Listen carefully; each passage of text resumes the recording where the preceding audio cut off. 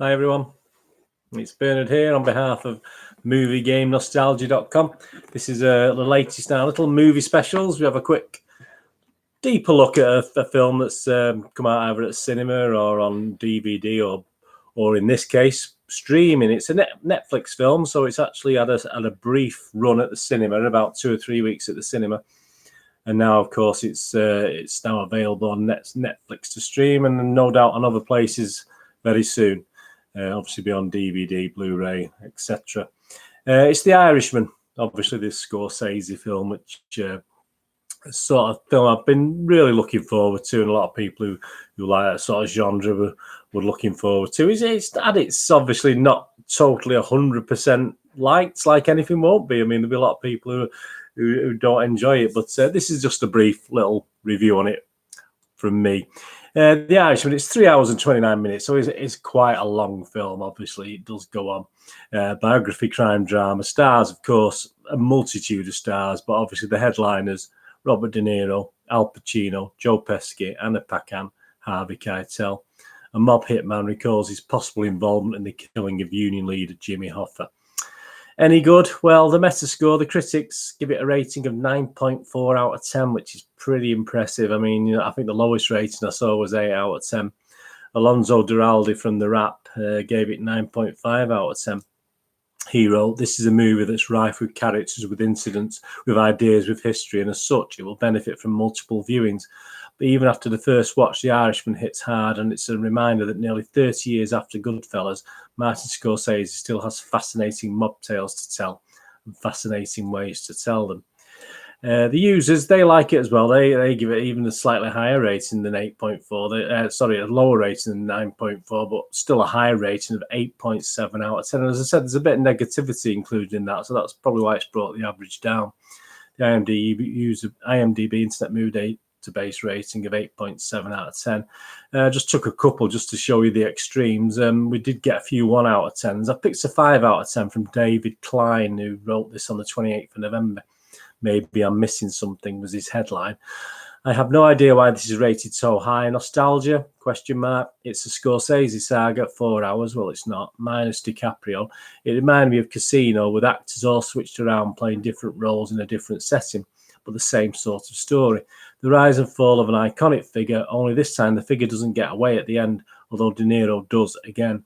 It has its moments and it's undoubtedly star-studded, but it's really just an average biopic period picture that's chock full of holes and without any rhyme or reason, and it's a long, long ride." So he gave it 5 out of 10. He didn't enjoy it. But then you've got Ghost Runner on the 28th of November, gave it 9 out of 10. He wrote, "Scorsese remains a brilliant storyteller. He doesn't move quite as fast as Goodfellas or Casino," which is true, "but Scorsese's storytelling remains masterful. Simply put, watching these acting giants will never become tiresome for true fans of cinema, and the supporting cast was nothing short of amazing. With Robbie Robertson's musical mastery," the music was exceptional, "the closing theme was haunting, beautiful, and well, pure Robertson. Well done." MGN, that's my MovieGameNostalgia.com review and rating. Well, I'll just summarise that for you. The movie did have a mini-series feel to it. At least if you did not watch it at the cinema, you had the benefit of being able to pause the stream, or when on DVD, pause it and go back. I watched it in one sitting with an intermission about 2/3 through, so a bit like the old days at the cinema.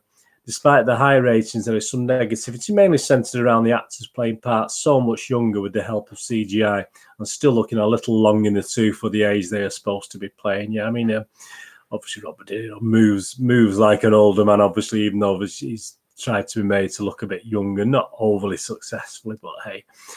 But, as I say, it's a movie, and you're supposed to suspend these thoughts and just enjoy it for what it is. Despite throwing plenty of characters at us, the story was easy to follow, and it is a privilege to watch such talent, old and new.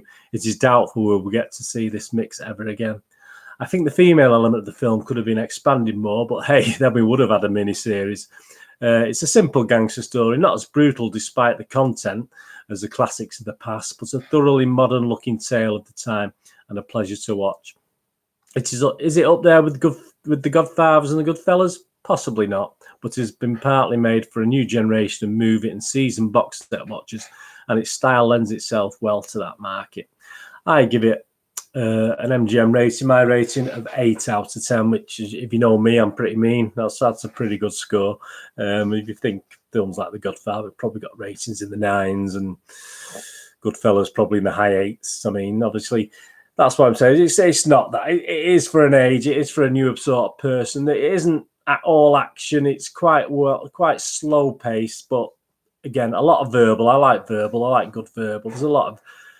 There's a real, there's a couple of scenes that have reminded me of other films, of other, where there's silence, and the Pulp Fiction element where they're just talking about silly things, which we've seen before in these movies. That there's not many of those. There's a couple that made me sort of chuckle and smile inside when they're talking about, they're in a serious situation, but they're talking about silly things. But I like The Irishman. It's a good film. It won't appeal to everybody. As I said, there's perhaps not enough action in there. If you like plenty of action, there's plenty of, obviously, gangster type killings, etc. But it wasn't as dark. It wasn't as dark as The Godfather and Goodfellas. There wasn't that darkness in it. It is pretty much made for this time, 2019. 2019, 2020. It's made for that sort of audience. So. Absolutely. It's on Netflix now, as I said, so please get along and watch that.